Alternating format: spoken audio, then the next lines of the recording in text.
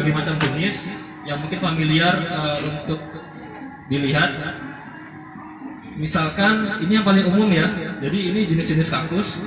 Nah ini yang paling umum, jenis-jenis kaktus, kaktus berduri. Biasanya dicirikan dengan adanya duri ya Bapak Ibu ya.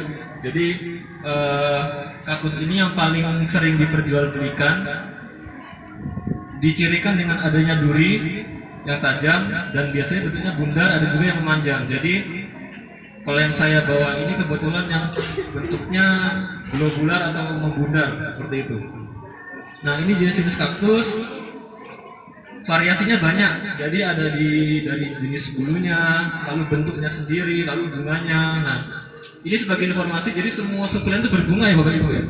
Jadi semua yang di sini semua ini pasti bakal berbunga, tetapi bunganya berbeda-beda. Ada yang bunganya tahan lama, besar, ada bunganya yang kecil dan jarang berbunga seperti itu. Jadi bermacam-macam. Nah, tadi kita lihat kaktus, ini juga jenis kaktus yang mungkin dia duri, itu kaktus. Nah, lalu ada juga jenisnya euphorbia. Kalau misalkan Bapak Ibu tahu euphorbia itu, ada euphorbia yang berbunga warna merah-merah itu yang batangnya tajam-tajam itu salah satu sukulen juga. Nah, ini juga jenis euphorbia. Nah, ini jenis euphorbia juga. Cirinya kalau euphorbia itu mereka kalau dilukai dia getahnya putih. Nah jadi kalau misalkan ini saya lukai gitu atau saya misalkan kena luka gitu, mereka akan mengeluarkan getah berwarna putih. Nah itu euphorbia. Kalau kaktus dia dilukai dia tidak akan keluar getah. Ini juga jenis euphorbia. Nah kalau ini euphorbia ini ada bonggolnya. Jadi bisa buat bisa buat kontes juga, biasanya kontes bonggol. Kayak misalkan bonsai itu, nah dia ini jenis yang berbonggol dia. Lalu ada lagi, nah ini uniknya sukulen ya Bapak Ibu ya, apa jenis euphorbia. Jadi mereka bertiga ini 1, 2, 3 ini mereka ini jenis yang berkerabat, artinya mereka jenis yang kekerabatannya dekat, artinya saudaraan. Tapi kalau kita lihat bentuknya beraturan, maksudnya ini bundar, yang ini nggak ada daunnya, yang ini ada kaudexnya gitu. Jadi memang penggolongannya sama-sama bergetah putih. Jadi ini kalau misalkan saya luka ini keluar getah warna putih dia biasanya. Nah ini jenis-jenisnya euphorbia. Tadi ada kaktus, ada euphorbia, sekarang ada jenis-jenisnya agave. Nah agave ini sering, kalau misalkan di Bontang, di beberapa desa saya sering lihat. Kalau di sini itu saya belum lihat yang ada agave, tapi saya bawa agave hias. Nah ini jenis agave. Nah ini jenis agave dia. Durinya cukup tajam ya Bapak Ibu ya, dan dia bagusnya memang di bawah matahari full seperti itu. Nah selain agave ini ada juga agave lain. Ini agave yang variegata. Nah ini dia juga agave. Jadi ini jenis agave variegata. Nah bicara tentang variegata, jadi sebelum kita melanjut ke jenis yang lain, jadi untuk tanaman kaktus ini ada yang hijauan. Nah ini hijau full seperti ini, jadi tanpa ada corak-corak apapun. Tapi ada juga yang dia memiliki kelainan variegata atau muncul warna kemerahan atau warna-warna lain seperti ini. Nah ini adalah jenis variegata pada kaktus. Nah tadi ada kaktus, ada euphorbia, lalu ada agave. Ini jenis agave Victoria sama agave Sojiregin perform kontes. Lalu ada juga jenis-jenis, nah ini lidah buaya. Lidah buaya atau aloe vera yang kita kenal selama ini kan biasanya untuk ini ya, gelnya untuk kosmetik. Misalkan kayak Natur Republik atau aloe vera seperti itu kan untuk pelembab wajah. Nah ini jenis lidah buaya yang untuk tanaman hias. Jadi mereka ini ada jenis persilangan. Jadi ini contohnya. Jadi untuk ini kita bilangnya jenis aloe hybrid. Untuk kiblat kita dialog dari Thailand. Jadi teman-teman di Thailand itu sudah banyak yang menghibridkan aloe dan dengan perform yang cukup bagus-bagus seperti itu. Nah ini juga ada lagi. Nah ini jenis aloe atau lidah buaya. Jadi berbeda dengan lidah buaya yang biasa kita gunakan untuk kosmetik atau kita konsumsi. Jadi ini memang ini merah karena dijemur ya Bapak Ibu ya. Ini kalau nggak saya jemur, ini jemur 24 jam di luar. Jadi kena hujan, kena panas, dia kemerahan, tapi kalau saya biarkan nanti dia jadi hijau warnanya, coraknya hilang. Lalu ada namanya Cryptanthus. Nah, Cryptanthus ini juga banyak jenisnya. Di Cryptanthus ini nggak cuma warna pink, warna hijau, warna coklat, total, orek-orek, ini banyak untuk Cryptanthus ini. Ini saya lihat masih sering banyak yang diedarkan untuk Cryptanthus ini. Salah satu jenis sukulen juga. Tapi ini aslinya sebenarnya ini dari hutan di Amerika di bagian Brazil sana kayaknya. Jadi ini sebenarnya tanaman hutan, cuman dia bisa digolongkan ke sukulen juga. Warnanya pink ya kak, pink ya warnanya. Oh iya. Iya. Ini tadi ada yang bertanya, ini mirip bromelia katanya. Memang kalau nggak salah ini juga kebetulan saya dari orang biologi juga. Saya mengklasifikasikan ini sebagai jenis bromeliad, famili bromeliad itu dia memang jenis-jenis yang mirip dengan bromeliad, cuman bedanya apa ya? Kalau bromelia itu kelihatan jelas dari bentuk daunnya. Bromelia itu kaku dan dia biasanya daunnya itu apa ya? Nggak meruncing seperti ini. Mohon maaf kalau salah ya. Kalau bromelia biasanya dia dari bentuk tatanan daunnya juga dia lebih kaku dan dia lebih teratur. Kalau di jenis Cryptanthus ini kelihatan sekali dia itu meruncing dan dia untuk ujung daunnya ini dia lebih tajam daripada bromelia. Dan biasanya ukurannya pun tidak akan sebesar bromelia. Bromelia dia bisa besar sekali untuk diameternya, tapi kalau Cryptanthus seperti ini dia lebih kecil dan bunganya juga berbeda dengan bromelia dari segi bunga dan segi daun. Dapatkan kakak mau lihat kan? Tadi kita punya kaktus, kita punya euphorbia, kita punya agave, kita punya aloe atau lidah buaya, kita juga punya namanya haworthia. Nah, haworthia ini mohon maaf yang di saya jenisnya nggak terlalu banyak yang saya bawa karena kemarin stoknya lagi kosong. Nah, ini jenis haworthia. Ini juga jenis yang tahan banting, maksudnya bandel dalam perawatannya mudah sekali. Nah, ini jenis haworthia. Kalau yang versi untuk perform bagusnya saya punya ini haworthia juga, jenis haworthia. Nah, ini jenis haworthia. Ini haworthia viscosa namanya. Lalu ada haworthia yang variegata juga saya punya. Nah ini kecil-kecil pedes Bapak Ibu. Jadi ini memang biasanya saya dapat dari lelang kalau kayak gini. Ini cabai 350. Kalau ini memang jenis yang perawatannya mudah. Jadi perawatannya mudah, cuman untuk mendapatkan yang seperti ini kadang-kadang kita lewat bid atau lewat lelang biasanya. Jadi kita lelang online. Kebanyakan saya di sini lelang online. Nah, tadi kita punya kaktus, euphorbia, kita punya agave, kita punya jenis aloe, kita punya haworthia, lalu ada juga jenis gasteria. Nah, gasteria ini jenis yang saya sempat lihat di lapaknya kaktus yang di pintu masuk itu ada jenis gasteria yang besar ya. Ini jenis yang kecil, gasteria ini perawatannya mudah juga dan ciri khasnya itu dari bentuk daunnya. Jadi dia tuh daunnya tuh seperti apa ya? Seperti sendal kalau saya bilang. Jadi rapi dan dia kalau corak variegata dia bagus. Ini jenis gasteria, kadang-kadang di salah artikan sebagai haworthia, cuman mereka jenis gasteria sendiri. Nah, lalu jenis yang paling banyak yang biasanya kami umum bilang sebagai sukulen Bapak Ibu. Tadi kita di awal sepakat ya, jadi semua yang di sini ini sukulen.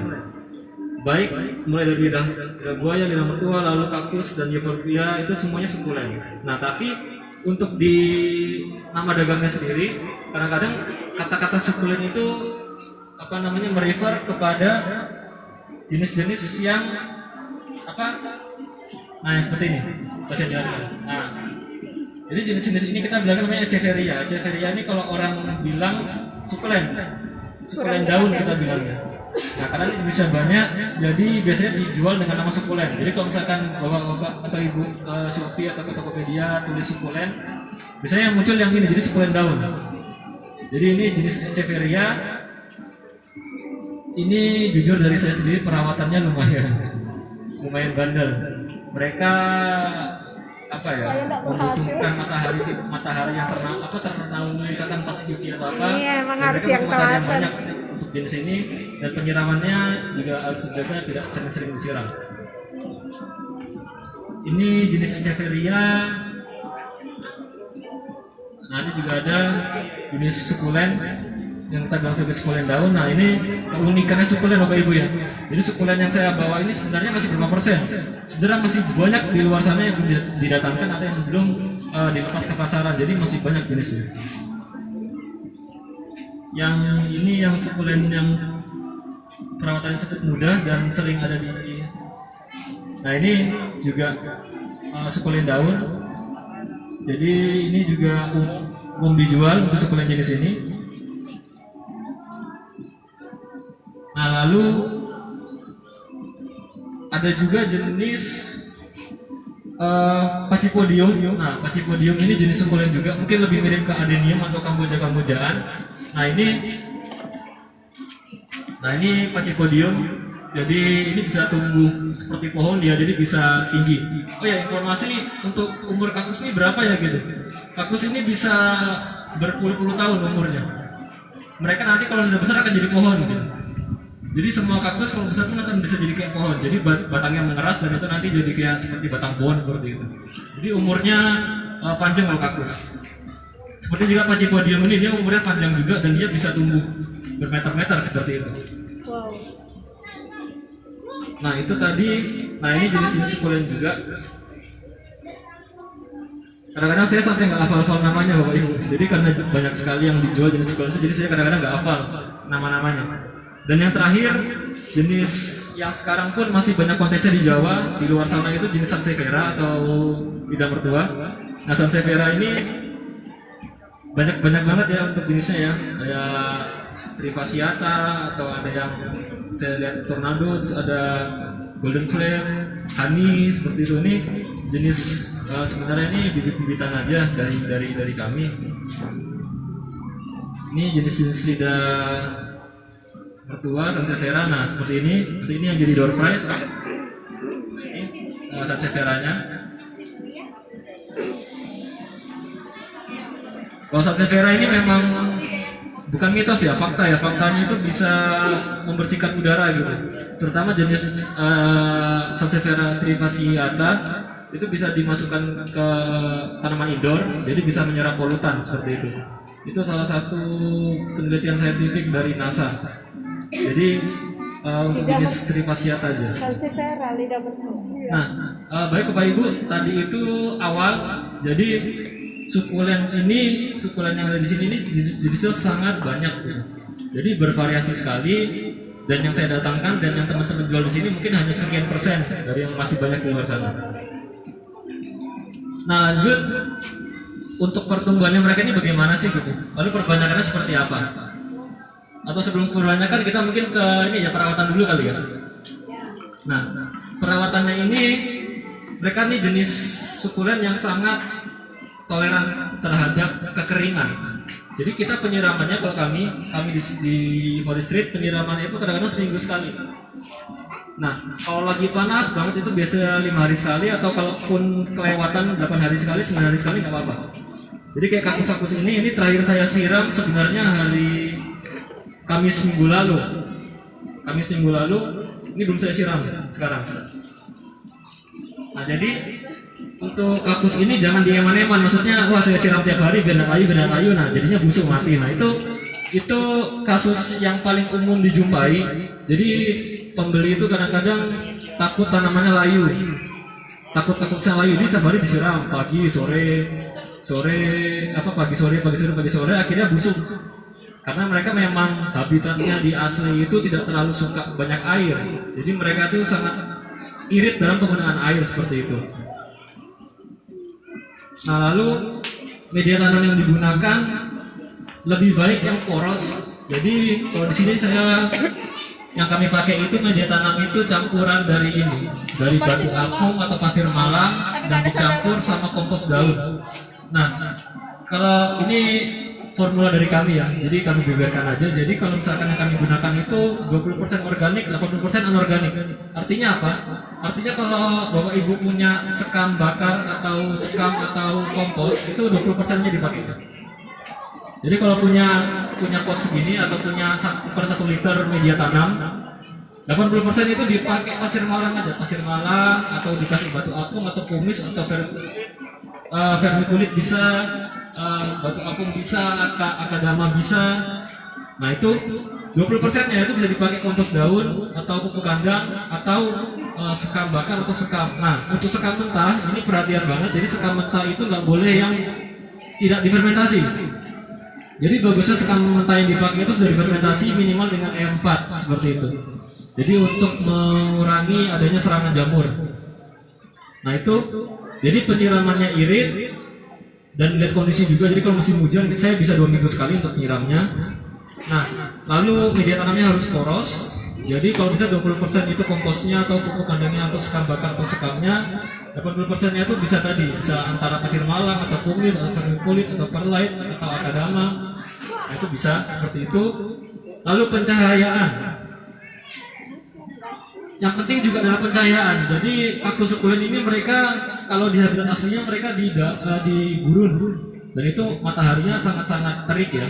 Nah, tapi yang di sini adalah jenis-jenis kultivar dari manusia, jadinya mereka tetap membutuhkan panas tapi tidak berlebihan. Bagaimana efek cahaya terhadap sukulen terutama kaktus?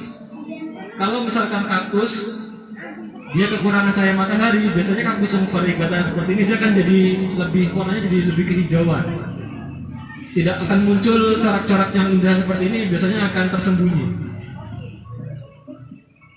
Jadi kalau misalkan kurang cahaya, biasanya corak-corak ini mereka akan meredup atau warna aslinya akan meredup jadi hijau seperti itu. Tapi kalau kita kenakan ke matahari yang cukup, dia bisa keluar warna aslinya.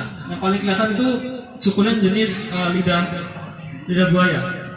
Nah lidah buaya ini kalau misalkan kita kurang cahaya matahari, itu dia jadi hijau warnanya. Yang jenis ini ya, tapi tergantung ya. Ini jenis saya ini emang jenis daun bergerigi sama ada patternnya atau ada polanya titik-titik di daunnya. Kalau saya taruh ini di bawah atap seperti ini selama 1-2 mingguan, dia akan balik hijau. Jadi coraknya kurang aduhai. Kalau misalkan saya panaskan lagi, jadi kalau misalkan saya panaskan seperti ini saya taruh di luar 24 jam full rain, full sun, itu nanti akan keluar corak merahnya seperti ini. Apa yang terjadi jika sukulen itu kekurangan cahaya matahari? Yang pertama tadi warnanya kusam atau kurang bagus performanya. Yang kedua adalah etiolasi. Dalam bahasa biologi, etiolasi itu adalah sebuah kondisi di mana tanaman itu memanjang saat karena mencari cahaya matahari. Jadi kalau cahaya matahari kurang, tanaman akan etiolasi. Tandanya seperti apa? Etiolasi itu misalkan saya bercontoh di sukulen daun ya. Ini perform yang menurut saya cukup bagus. Cukup bagus dari mana? Jarak antar daun dia sedikit, artinya dia rapat, kompak. Kita bisa bilang dia apa ya? Bisa robust atau roset, bisa dibilang roset. Jadi kalau misalnya sukulen gini dia matahari cukup, dia roset bagus. Tapi kalau misalkan mataharinya kurang, dia akan memanjang. Contoh ini anakan dari ini karena kurang matahari, jadi dia agak memanjang dia tumbuhnya. Jadi tangkainya kelihatan, tangkai daunnya dia kelihatan memanjang gitu. Itu untuk dari segi sukulen daun akan kelihatan banget kalau misalkan mereka itu kurang matahari. Jadi memanjang gitu. Sama seperti mungkin ada yang pernah melihat di fenomena di kaktus centong. Nah ini kaktus centong ini permasalahan juga yang paling sering kami amati. Jadi orang itu beli kaktus centong itu kadang-kadang ditaruh di indoor seperti itu. Nanti ini akan kita bahas lagi ya masalah indoor outdoor ya. Tapi untuk etiolasi sendiri pada kaktus centong itu kelihatan. Jadi kaktus centong itu butuh matahari yang sangat-sangat banyak. Jadi kalau kaktus centong itu dia kurang matahari, dia biasanya akan rebah, memanjang, dan dia kadang-kadang malah lebih loyo, lemah seperti itu. Nah itu tadi dari segi media tanamnya poros, artinya kalau air disiram, jadi media tanam yang kami pakai ini, kalau air saya siram ke sini, air langsung keluar. Jadi intinya jangan sampai media ini menahan air dalam waktu yang cukup lama. Jadi itu definisi dari porositas. Jadi porositas paling diutamakan untuk kaktus sukulen.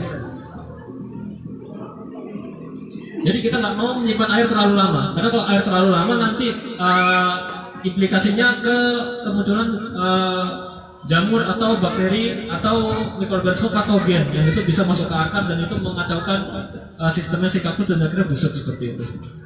Nah, lalu matahari juga harus cukup. Lalu penyiraman jangan sering-sering. Jadi penyiraman kaktus ini saya tadi bilang kalau musim panas gitu itu bisa 5 hari sekali, 6 hari sekali. Kalau misalkan musim hujan bisa 2 minggu sekali atau seminggu sekali, itu masih toleran, mereka masih bagus. Nah, lalu penempatan indoor outdoor. Ini pertanyaan yang paling sering orang kalau datang ke penjual kaktus nanya, "Mas, ini bisa di indoor apa enggak ya?" Gitu. Saya mau naruh kaktus saya di kamar gitu yang ber-AC, ini bisa enggak seperti itu? Saya mau naruh kaktus saya di ruang tamu, saya mau naruh kaktus saya di dapur gitu.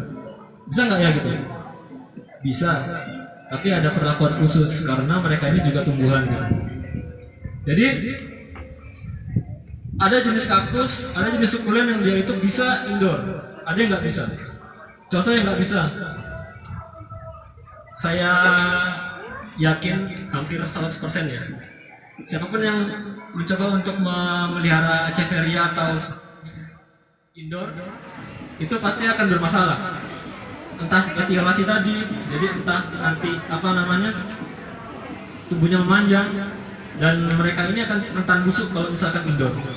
Jadi Echeveria ini jangan ditaruh di indoor, kecuali punya setup growth light. Growth light itu kalau misalkan Bapak Ibu tahu, jadi jenis-jenis cahaya lampu khusus berfrekuensi khusus itu untuk pertumbuhan tanaman indoor. Jadi ada growth light khusus, itu lampu pertumbuhan tanaman itu khusus ada. Tapi kalau misalkan ditaruh di ruang tamu atau ditaruh di kamar, nah jenis yang ini akan cepat wafatnya. Cepat Pak? Iya. Jadi ini pertanyaan yang umum.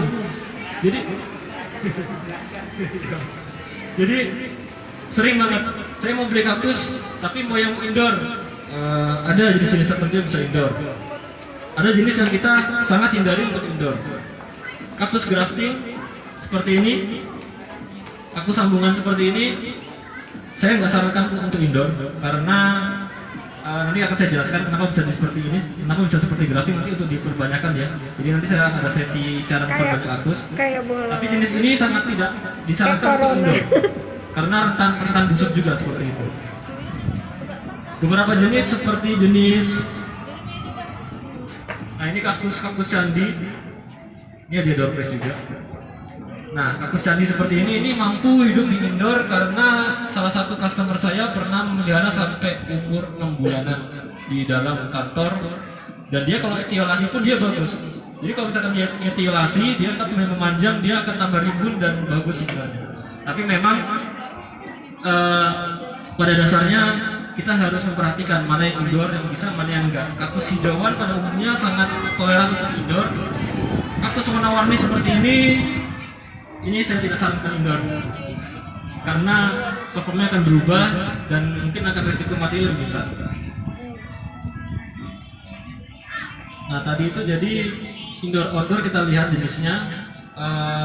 Sukulen daun sangat tidak saya sarankan untuk indoor.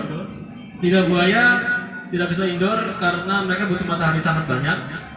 Untuk jenis agave mungkin masih bisa, cuman memang harus dikeluarkan. Nah tipsnya kita tidak bisa meletakkan tanaman ini di indoor untuk selamanya gitu, misalkan setahun full indoor wafat, setahun full di dalam kamar tidur misalkan mati. Jadi saya selalu berpesan kepada pembeli atau kepada yang mau merawat, tolong sesering mungkin atau seminggu sekali dikeluarkan, dikenakan udara bebas sama dikenakan sinar matahari. Karena pada dasarnya mereka ini tanaman. Alhamdulillah kalau misalkan ruangan yang ditempati itu yang di dalam kamar itu ada matahari dari jendela gitu, bagus pencahayaannya. Nah itu bagus. Kalau misalkan tempatnya pengap lalu nggak ada jendela harus seperti apa itu, nah yang merawat harus sesering mungkin ya seminggu sekali, seminggu 2 kali dikeluarkan tanaman ini lalu dikenakan matahari, dikenakan udara bebas karena mereka kan tanaman ya, mereka juga butuh sirkulasi udara yang bagus, mereka butuh matahari yang bagus juga seperti itu. Nah, itu salah satu tips kalau mau merawat sukulen indoor, yang pertama diperhatikan jenisnya dulu, mana yang bisa, mana yang enggak. Yang kedua harus ekstra memang, karena kan itu di indoor ya, dan ini jenis kaktus, jadi harus sering-sering dikeluarkan, seminggu sekali atau sesering mungkin dikeluarkan, nanti dimasukkan lagi seperti itu. Oke, ini tadi untuk perawatan kaktus. Nah, untuk perawatan ini sama seperti tanaman pada umumnya, mereka ini punya hama pengganggu. Kalau gulma sih nggak terlalu berpengaruh, kalau selama ini di tempat kami untuk gulma tidak berpengaruh, tapi hewan-hewan atau mikroba seperti bakteri dan jamur itu yang paling mengganggu. Di sini saya ada beberapa treatment, tapi ini yang kami pakai di forestry. Jadi terkadang kalau kita tidak memperhatikan dalam waktu yang lama itu, nanti mungkin pernah ada yang pengalaman juga, kaktusnya akan dipenuhi oleh serangga-serangga bersisik atau seperti sisik-sisik gitu dia. Saya nggak bawa ke sini karena takut mencemar yang lain, tapi dia nanti dia di batangnya itu, batang kaktus dia akan muncul kayak serangga nempel-nempel, titik-titik gitu, sisik gitu. Nah, itu namanya serangga sisik. Itu serangga yang paling umum dijumpai di kaktus. Biasanya untuk kaktus kolumner atau kaktus kobo yang tinggi-tinggi itu, nah itu biasanya rawan terkena si kutu sisik ini. Nah, mereka ini jenis serangga. Jadi untuk perawatannya mungkin Bapak Ibu juga pakai insektisida nih untuk yang kimia ya. Tapi kalau mau pakai ini kita harus pakai sarung tangan dan pakai masker juga. Ini saya di sini pakai Kurakron. Ada yang merek lain seperti Matador atau misalkan punya merek insektisida jenis lainnya. Di sini saya pakai Kurakron. Biasanya saya semprotkan aja dengan dosisnya 1 ml per liter. Nah, hati-hati. Ini pengalaman pribadi. Kalau menyemprotkan Kurakron ke sukulen, melihat jenisnya sukulen juga. Kalau menyemprotkan Kurakron ke jenisnya Echeveria atau sukulen daun seperti ini, wafat. Jadi saya pernah ada serangan hama, dan itu saya semprot sapu rata gitu, saya semprot semua dengan Kurakron tadi, dosis yang umum 1 ml per liter, dan ternyata menimbulkan gejala busuk daun atau gosong daun pada jenis sukulen daun. Jadi ternyata setelah ditelaah dan dipelajari, ternyata sukulen daun ini tidak toleran terhadap fungisida dosis yang normal. Jadi mereka ini butuh treatment khusus. Kalau kaktus disiram pakai dosis 1 ml per liter atau 2 ml per liter, mereka masih aman, mereka masih oke. Euphorbia masih oke. Tapi kalau misalkan sukulen daun kena kutu, disemprot sama itu, bukan kutunya yang mati, tapi tanamannya ke surga. Mati semua. Iya. Itu hati-hati kalau misalkan sukulen daun. Jadi apa yang dilakukan kalau misalkan sukulen daun seperti misalkan Echeveria ini dia kena kutu? Biasanya kita manual, artinya kita sikat kutunya dengan sunlight atau deterjen plus air.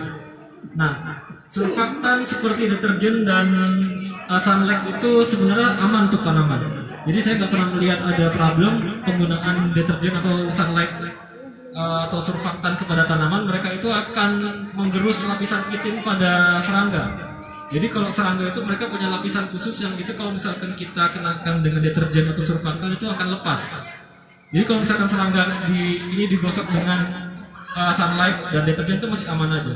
Jadi nanti serangganya akan terlepas, lapisan kitinnya nanti akan hilang, akan membunuh si serangga itu sendiri. Nah itu untuk serangga.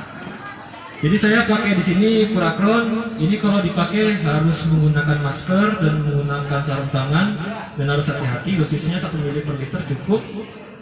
Nah, ini sebenarnya saya jarang jumpai di kaktus.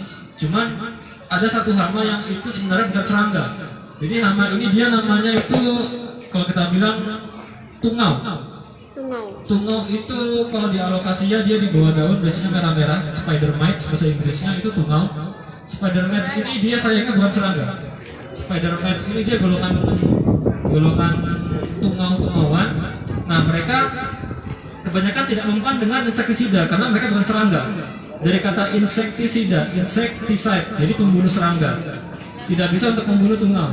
Karena tungau itu ada jenis khusus untuk pembasmianan namanya, ini saya pakai Summit. Ini jenisnya akarisida. Jadi akarisida. Jadi ini untuk membunuh tungau. Tungau itu biasanya spider mite warnanya merah. dia kecil sekali, warnanya merah dan dia seperti laba-laba. Nah jadi untuk serangan misalkan tomato saya pakai ini sama 1 ml per liter. Jadi itu efektif untuk membunuh tungau.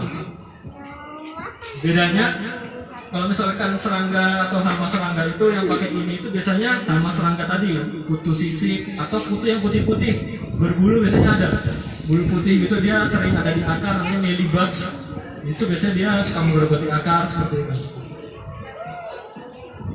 Nah lalu tidak hanya di hewan yang kasat mata kelihatan, kadang-kadang ada juga serangan dari mikroorganisme di sini, jamur. Nah jamur ini juga sering menyerang tanaman-tanaman. Semua tanaman sebenarnya sih terpotensi terkena jamur, kaktus pun juga. Nah, jamur ini saya nggak bawa, tapi beberapa dari saya karantina di rumah, dia nanti akan menyebabkan muncul spot-spot atau bintik-bintik coklat, dan kelamaan kalau misalkan nggak di treatment dia akan membesar, melebar dan akan menyebabkan busuk pada kaktus. Nah di sini ini secara biologi untuk sistem fungisida ini ada 2 ya. Jadi ada sistemik sama kontak. Nah, untuk fungisida sistemik ini dia akan dibawa oleh akar ke seluruh tubuh. Jadi kalau misalkan Bapak Ibu melihat atau beli fungisida misalkan di toko pertanian, lalu fungisida sistemik, artinya fungisida ini saat diaplikasikan ke tanaman dia akan diambil oleh akar lalu diedarkan ke seluruh tubuh tanaman. Jadi sistemik itu artinya dia dibawa ke seluruh tanaman, jadi proteksi untuk tanaman itu sendiri. Ini contoh fungisida skor namanya, ini sama-sama dari Syngenta juga. Nah ini skor ini dia sistemik, artinya kalau saya aplikasikan ke kaktus, dia akan diserap oleh akar kaktus dan dibawa ke seluruh tubuh kaktus, menciptakan pertahanan dari jamur untuk di jaringan dalamnya kaktus, seperti itu. Selain sistemik, ada namanya fungisida kontak. Nah, ini ada sistemik sama kontak. Kalau sistemik itu dia kita aplikasikan dia di bawah akar ke seluruh badan tanaman. Kalau fungisida kontak dia cuma di luar aja. Jadi kalau fungisida kontak ini apapun jenis spora jamur yang terkena kontak dengan fungisida ini pasti akan mati. Nah, di sini saya ada serbuk putih ini, namanya antrakol. Mungkin pernah familiar, ada diten. Kalau diten 45 itu yang warnanya kuning. Ini ada antrakol, serbuk putih ini sama-sama bancingnya, jadi harus hati-hati, harus pakai masker sama pakai sarung tangan. Jadi ini jenis fungisida kontak. Jadi kalau tanaman kaktus saya biasanya rutin saya kasih fungisida ini ya sekitar sebulan sekali seperti itu. Itu untuk menciptakan ini sih perlindungan pada jamur yang di kulit kaktus, karena jamur ini ada 2 jenis cara masuknya. Yang pertama adalah dari dalam tanah, dari media itu sendiri. Yang kedua dari udara sekitar. Jadi kalau yang jamur yang di dalam tanah itu saya sarankan pakai fungisida yang kontak, sistemik, yang seperti skor ini. Jadi fungisida yang diserap akar. Kalau misalkan penyakitnya dari udara sekitar dan dia menempel di badan kaktus, saya sarankan pakai antrakol atau diten, atau ada juga namanya Belox yang bahan aktifnya benomil. Nah itu untuk menciptakan proteksi di bagian tubuh luar kaktus seperti itu.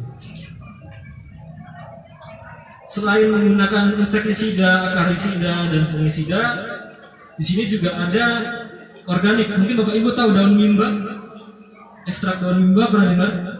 Belum ya? Nah, kalau Inggrisnya neem oil, ini ekstrak daun mimba, cuman ini juga harus hati-hati penggunaannya. Nah ini sebenarnya organik, didapatkan dari perasan daun mimba namanya. Nah ini bisa sebagai alternatif, nanti dicampur dengan deterjen atau sunlight, itu bisa disemprotkan ke ke tanaman yang ingin dilindungi, misalnya kayak kaktus ini. Jadi kita semprot rutin seminggu sekali seperti itu. Nah, pakai sunlight. Jadi sunlight itu fungsinya sebagai perekat. Jadi kalau misalkan kita nyemprot misalkan fungisida atau insektisida, kita kasih sunlight beberapa tetes itu untuk perekat. Jadi supaya dia menempel di badan tanaman, itu untuk fungsinya si sunlight seperti itu.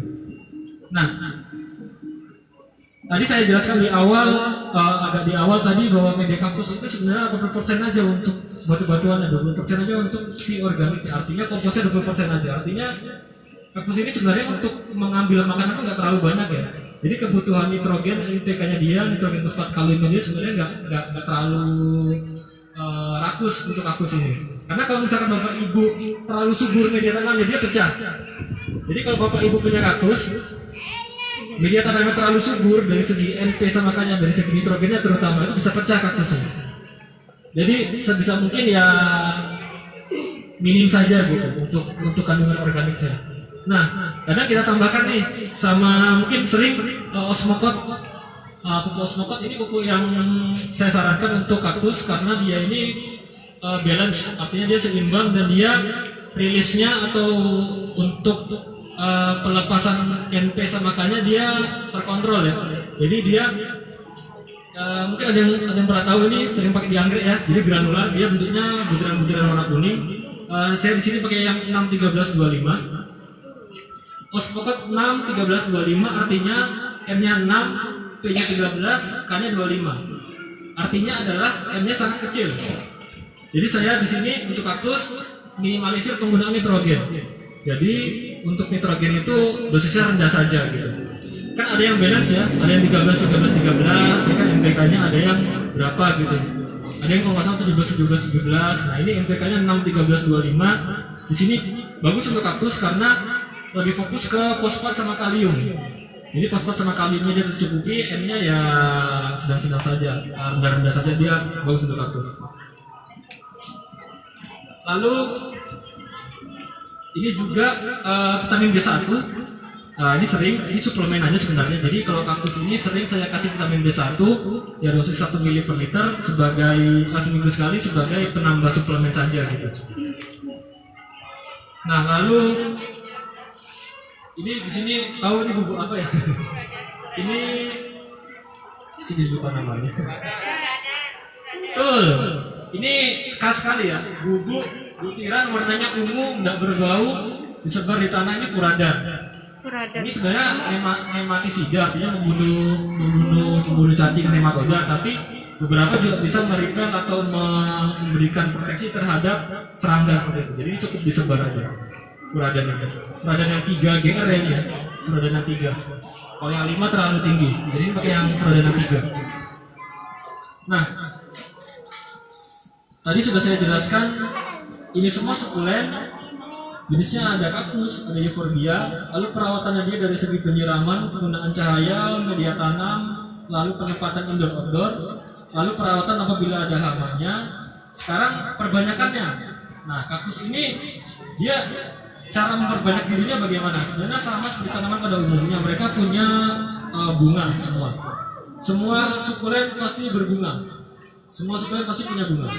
Cuman bentuknya beda-beda. Kebetulan ini lagi belum ada yang berbunga. Tapi dari bunga tersebut biasanya akan disilamkan dan disemai. Nah, ini kami mencoba untuk semai. Jadi di sini ada satu tray hasil semaian kami. Nah, ini contohnya ini adalah jenis melo kaktus ya. Melo kaktus itu jenis yang seperti ini. Ini saya semai bulan 9 tahun 2020. Jadi setahun yang lalu. Jangan kaget saat melihat semaian kaktus karena mereka memang terkenal lambat. Itu kaktus, sukulen. Sukulen masih mending. Nanti kita akan bahas sukulen. Kaktus kalau dari biji mereka sangat lambat. Ini saya semai 27 September 2020. Nah, masih balita.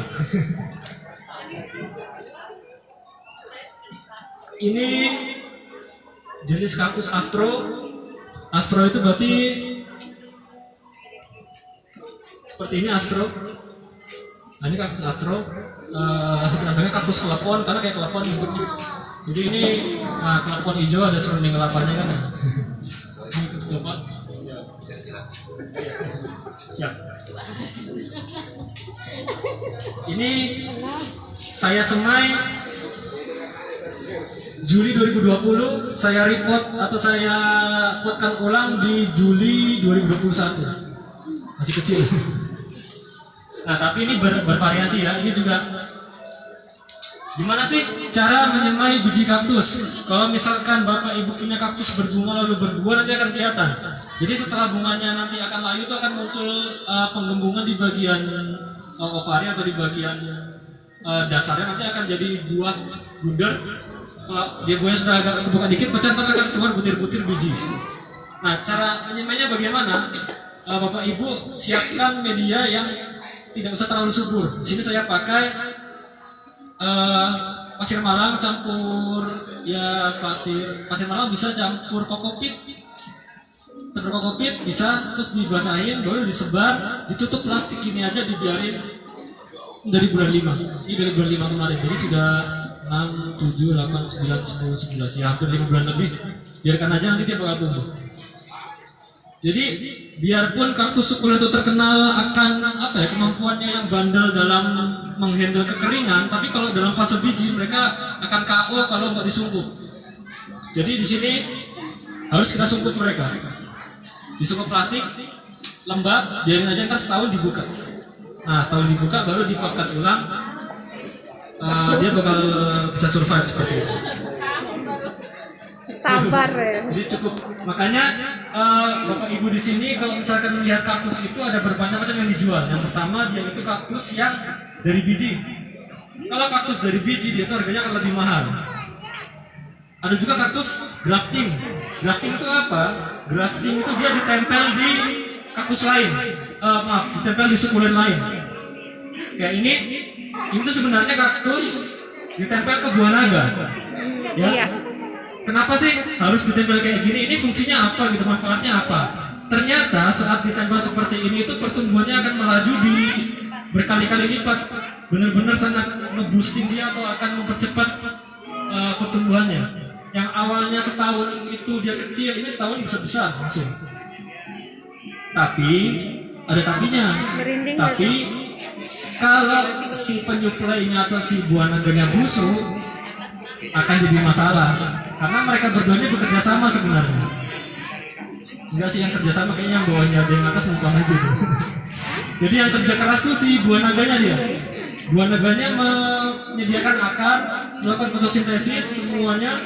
Si buah naganya, kalau buah naganya busuk, yang atas akan jadi sia-sia, kecuali mau dicoba untuk di degraf atau exgraf. Nah, apa sih exgraf itu? Exgraf itu kita punya sukulen, punya kaktus yang di grafting seperti ini, terus kita akan coba untuk akarkan dia tanpa si buah naganya. Jadi kita copot dia, kita taruh di media supaya berakar gitu. Itu namanya degraf, atau kita ya diturunkan lah seperti itu. Tapi ini beresiko juga gitu. Kenapa? Karena saat sudah seperti ini dia jaringannya menyatu antara buah naga sama si kaktusnya. Jadi saat Bapak Ibu degraf, kalau nggak dikerok itu bawahnya itu biasanya akan tetap ada jaringan si buah naganya. Nah, itu akan rawan busuk juga. Jadi harus hati-hati. Jadi di pasaran sekarang, misal ada yang jual kaktus, jadi kita bilang Milo Starfire ya, diklaim sebagai hasil seedling, artinya hasil dari biji. Gimana cara tahunya? Kalau kita cabut, dia ada akar tunggangnya. Jadi kaktus itu ada akar tunggangnya, ada akar utamanya, ada akar taprootnya. Sama seperti cangkukan ya, kalau misalkan mangga dicangkuk gitu, nanti kan yang tumbuh serabut ya. Nggak akan mungkin, atau mungkin tumbuh akar tunggang, nggak mungkin kan ya? Nggak mungkin. Sama seperti kaktus, kalau dia dari biji, dia ada akar tunggangnya. Itu artinya dia memang diklaim benar dari biji. Itu harganya bisa, saya buka-buka aja ya, misalkan segini, itu 550 sampai 600. Wow. Ini untuk Milo Starfire yang variegatanya rata. Tapi kadang ada penjual yang nakal nih, jadi mereka punya produksi kaktus grafting gitu, misalkan seperti ini, terus nanti mereka copot nih, diakarin, itu murah jadinya. Dalam jenis yang sama misalkan ya, misalkan saya punya tadi ini Starfire ini yang dari biji, sama Starfire ini saya grafting ke buah naga, ukurannya sama, jadi ukuran yang biji segini, ukuran yang setelah diturunkan dari grafting segini, itu harganya beda jauh. Bisa jadi yang ukuran dari biji itu, 500 ribuan, yang dari grafting itu 120. Nah, itu biasanya kita curigai dia sebagai kaktus yang hasil dari turunan dari grafting. Cirinya apa? Akarnya serabut. Dan itu pasti dominan akarnya si buah naga. Nah, itu kadang-kadang yang sering terlihat itu. Jadi itu cara membedakan kaktus yang asli dari biji, ini yang dibesarkan seperti anak sendiri, ini yang bertahun-tahun ini. Ini akarnya bagus ini akarnya dia tunjang ya. Akarnya dia akan lurus dan besar. Sama kaktus yang hasil turunan, misalkan turunan grafting, nah itu dia biasanya akarnya akan serabut seperti itu. Nah, itu tadi jadi kaktus dari biji bisa. Kalau sukulen daun gimana? Sukulen daun mudah. Sukulen daun mudah. Nah, sukulen daunnya. Nah, sukulen daun ini kita potel-potel daunnya, ditaruh di tempat aja yang kering atau di atas media tanam. Dipotel, ditaruh sekitar 1,5 bulan 2 bulan dia tumbuh seperti ini. Ini perbanyakan dari sukulen daun. Jadi gampang. Nah, yang terakhir perbanyakan kaktus. Yang terakhir potelan anak. Jadi misalkan ini saya punya anak-anak kaktus ini yang di sekitar ini saya potel, saya tempelkan di media tanam, tapi bisa mengakar sendiri. Tergantung jenisnya. Kaktus yang warna-warni itu akan sangat-sangat susah. Jadi kalau misalkan kaktus, saya nggak punya yang ini. Kaktus-kaktus sering ya biasanya yang ada muncul anak-anak kaktus gitu yang warna hijau itu masih bagus, masih gampang. Kuning ada. Apa ibu? Warna kuning. Yang nah, gimno yang kuning kayak tricolor gitu atau yang anaknya kuning ini impossible buat diakarin. Kalau bapak ibu ketemu kaktus yang warna-warni dan atau warnanya kuning full atau kaktus impor yang biasanya warna pink, warna kuning, warna merah, warna ungu, tidak akan bisa hidup tanpa ada grafting. Itu sudah mutlak. Jadi kaktus-kaktus impor yang warna merah, hijau, kuning itu tidak akan bisa hidup tanpa grafting karena mereka tidak punya klorofil. Mereka tidak punya klorofil, tidak punya hijau daun, jadi mereka tidak bisa buat makanan sendiri. Jadi mereka harus dibantu sama si buah naga. Oke, terakhir sebelum kita door prize, nah ini tadi ada apa namanya mau kita door prize-kan ini. Nah terakhir ini jenis kaktus yang variegata. Jadi ntar mungkin bisa dilihat-lihat. Jadi ini jenis kaktus variegata yang bisa dikonteskan seperti itu. Ini dia punya corak khusus yang harusnya dia warna hijau, tapi dia bisa punya corak misalkan seperti ini. Nah ini jenis kaktus variegata yang bisa dikonteskan seperti itu. Nah mungkin itu penjelasan sukulen dan kaktus dari saya, mulai dari tadi ini semua adalah sukulen ya. Dan sukulen itu terbagi dari kaktus, Sikordia, ada sansevieria, ada lidah buaya, ada aloe, ada hortia, dan banyak lagi lainnya. Perawatannya disiram seminggu sekali. Tempatnya kalau bisa outdoor, kalau indoor sesekali dikeluarkan. Lalu kalau ada hama tadi ada pencegahannya. Dan yang pasti perbanyakannya bisa dengan biji, juga dengan potelan atau dengan grafting ini juga bisa. Dan kalau sukulen daun dia dari daunnya bisa disembuhkan jadi anak baru seperti itu. Nah, sepertinya ini masuk ke sesi yang menarik. Jadi kita